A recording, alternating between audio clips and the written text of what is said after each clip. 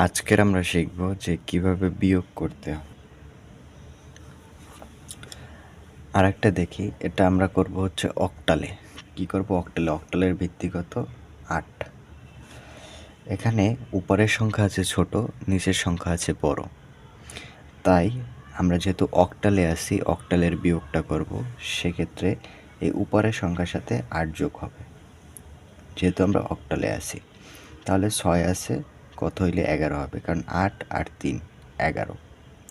6 আছে, কত হইলে 11 হবে? 5। আর যেহেতু একবার যোগ করছি, হাতে একটা 1 আছে, সেই 1 বাম পাশের নিচের সংখ্যার সাথে যোগ হবে। তাহলে 7 আর 1 8। এখানে কত? 8। 8 আসছে, কত হইলে 2? এটা তো হয় না। কেন? উপরের সংখ্যা ছোট আর নিচের সংখ্যা বড়। তাই কি করতে হবে? তাই আমরা যেহেতু অক্টালে আছি, সেহেতু এই উপরের সংখ্যার সাথে আবার 8 যোগ। তার মানে 8 আর 2 10। আর এখানে কত? নিচে আছে 8। 8 আছে, কত হইলে 10? 2। যেহেতু আরও একবার যোগ করছে এইখানে, সেহেতু এই পাশের বাম পাশের নিচের সংখ্যার সাথে আবার 1 যুক্ত হবে। তাহলে 4-এর সাথে 1 যুক্ত হলে কত হয়? 5। 5 আছে, কত হলে 5? 0 হবে। 0 বাম পাশে বসে না, তার মানে 25 হবে। কত হবে? 25।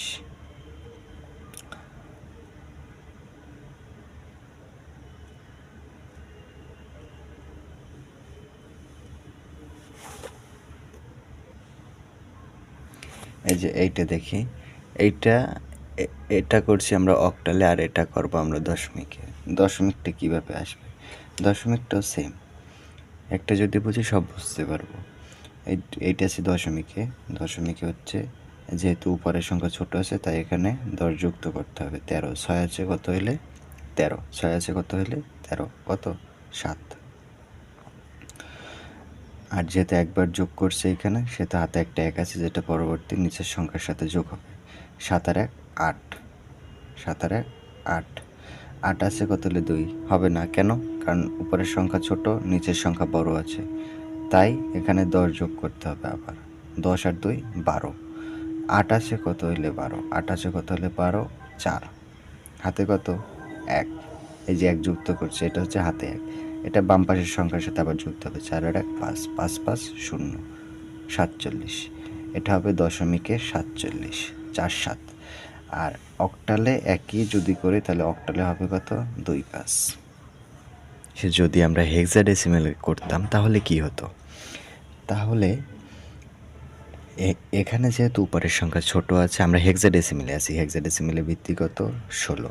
উপরে যেহেতু ছোট আছে এবং নিচে যেহেতু বড় আছে, সেহেতু এই ছোটোর সাথে আমরা হেক্সাডেসিমেলে আছি, এর জন্য 16 যোগ করতাম। 16 আর 3 19। 6 আছে, কত হইলে 19 হবে? 6 আছে, কত হইলে 19 হবে? 13। তা 13 তো আমরা সরাসরি লিখি না। হেক্সাডেসিমেলে 13 মানে কত? 13 মানে হচ্ছে ডি। এই যে ডি।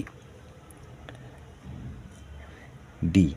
আর এখানে যেহেতু একবার করছি, একবার যোগ করছি, সেহেতু নিচের সংখ্যার সাথে 1 যুক্ত হবে। তাহলে কত হবে? 7 আর 1 8। আর 8-এর থেকে যেহেতু 2 ছোট আছে, এই 2-এর সাথে আবার 16 যোগ হবে। কত? 16 যোগ হবে। তাহলে 8 আছে, কত হইলে 16 হবে? মানে 16-র সাথে 2 যুক্ত হবে 18। 8 আছে, কত হইলে 18 হবে? 10। 10 তো আমরা সরাসরি হেক্সাডেসিমেলে লিখি না। কি লিখি? এ লিখি। এই যে এ। আর যেহেতু একবার এখানে যোগ করছি, সেহেতু এই 1 আবার নিচের সংখ্যার সাথে যোগ হবে। তার 4 আর 1 5। 5 আছে, কত হলে 5? 0। তাহলে 0 লেখার দরকার নেই। তাহলে এই দুইটার, এইটা থেকে এইটা বিয়োগফল হবে এডি। যদি আমরা হেক্সাডেসিমেলে যাই, তাহলে এডি হবে। যদি আমরা দশমিকে যাই, 47 হবে। যদি আমরা অক্টালে যাই, 25 হবে। এভাবে মানে একটা বেসিক জিনিস একটা করতে পারলে, একটা শিখতে পারলে সব করা যাবে বিয়োগ। যেখানে যখন অক্টালে থাকবো তখন 8 যোগ করব, যখন দশমিকে তখন 10, যখন হেক্সাডেসিমেলে তখন 16, যখন বাইনারিতে তখন 2। এই একই নিয়ম সব জায়গায়। যদি উপরের সংখ্যা বড় হয়, আবার বলতেছি, যদি উপরের সংখ্যা বড় হয় এবং নিচের সংখ্যা ছোট হয়, সেক্ষেত্রে স্বাভাবিক নিয়মে হবে। সেক্ষেত্রে স্বাভাবিক নিয়মে, যেমন এইটা 2, 5, 6, 1, 7, 2। এইটা উপরের সংখ্যা, আমরা এটা হেক্সাডেসিমেলে আছি, হেক্সাডেসিমেলে 16। 2 আছে কত হইলে 6, কারণ উপরের সংখ্যা বড় আছে, নিচের সংখ্যা ছোট আছে, তাই স্বাভাবিক নিয়মে হবে। 2 আছে কত হইলে 6 হবে। 4, এইখানে উপরের সংখ্যা ছোট এবং নিচের সংখ্যা বড়, তাই এখানে কত যুক্ত হবে? এখানে 16 যুক্ত হবে।